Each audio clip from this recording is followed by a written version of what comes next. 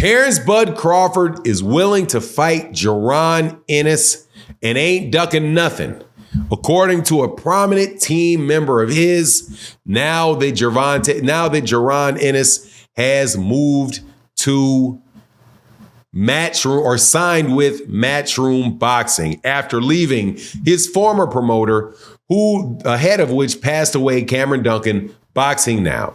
Now that he's made the shift from Boxing Now to Matchroom. Now, let's talk about that. Very good news. And a little bit of a caveat in this video.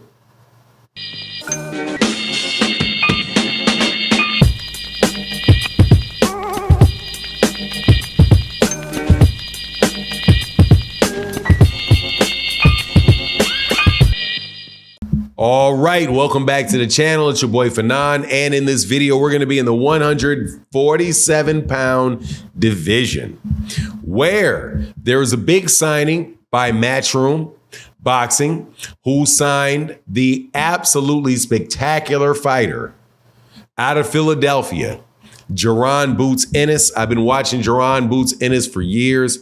Huge fan of Jaron Ennis. This has to be one of the best signings that anybody in boxing has had in a while. I suspect that the only one that there's one that is bigger, obviously monetarily, which is the PBC getting a multi-fight deal with Canelo. But as far as up and coming talented champions, man, in a glamour division like the welterweight division, nothing better than this. So congratulations to Matchroom. Congratulations to Jaron Ennis for finding a new home. And now somebody else without a home, whose name is Terence Crawford, had a member of his team, Bernie the Boxer. I would say shout out to Bernie the Boxer, but Bernie the Boxer talks bad about me. But I always give Bernie the Boxer his credit and take what he says seriously.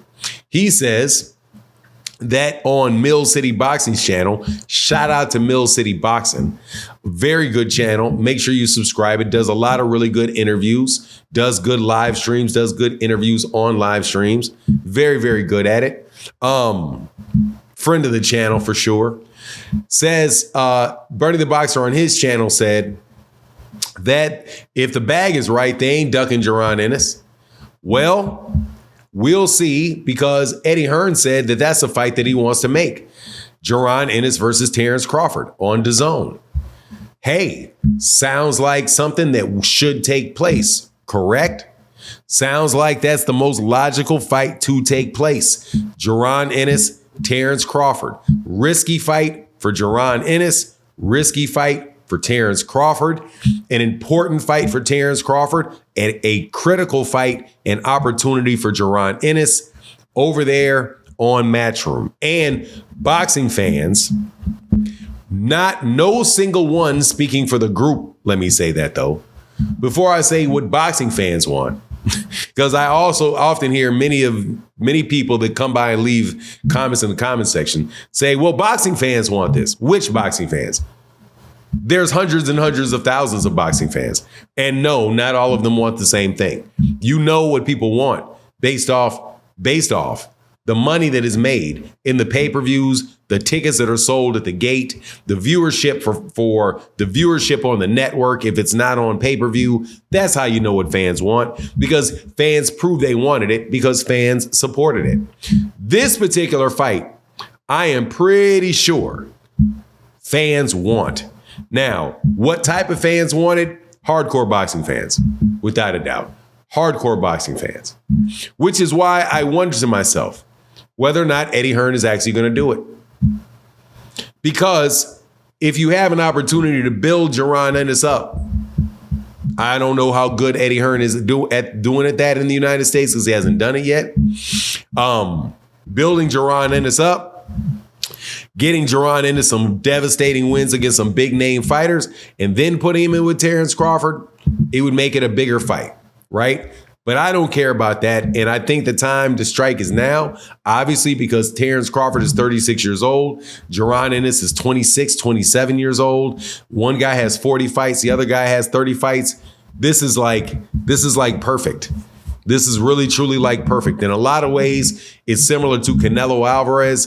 Canelo Alvarez versus Gennady Golovkin. Or no. It's similar to Canelo Alvarez versus Floyd Mayweather Jr. Both one is an undefeated young champion, even though, hat off to Canelo. He had more title defenses and he had fought some bigger names than Jaron has up to now. And Canelo and Floyd. Floyd was number one pound for pound in the world later in his career. Terence Crawford, same status. Obviously, neither Jaron nor Terence Crawford are the big financial assets that Canelo and Floyd was. But man, great fight to take place. I just wonder whether or not number one, how much money when Bernie the Boxer says come with the money, what does that mean? Does it mean $20 million? Does it mean $30 million? Does it mean $15 million? Is you're going to get that much for that fight? Probably not. That is probably a not scenario where you asking for the type of money that you got paid to fight Errol Spence, or the type of money that you would get paid or expect to be able to get paid if you fought Canelo Alvarez. It's just as dangerous a fight as either one of those. It's as dangerous a fight as either one of those, especially if Jaron Ennis gets a fight in between and Terence Crawford doesn't get a fight in between, because Terence will be in the situation that Errol was in, where Terence got that fight in between and Errol had to wait 13 months. As far as my understanding is, there's a purse bid going on right now, or a purse bid ordered again for Cody Crowley versus Jaron Ennis. And provided Matchroom wins that, then they have that fight. Then Cody Crowley's a good fighter. He doesn't fight like Terence. Obviously he's not Terence Crawford's level. However, he is a good fighter. And it's an opportunity for Jaron to be very, very sharp.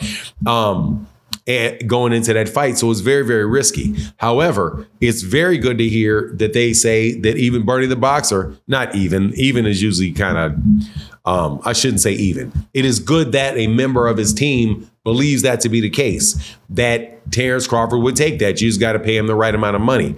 The right amount of money, though, I'm telling you, will probably be the holdup. That's a lot of money. And DAZN doesn't seem to be willing to pour any amount of money into anything.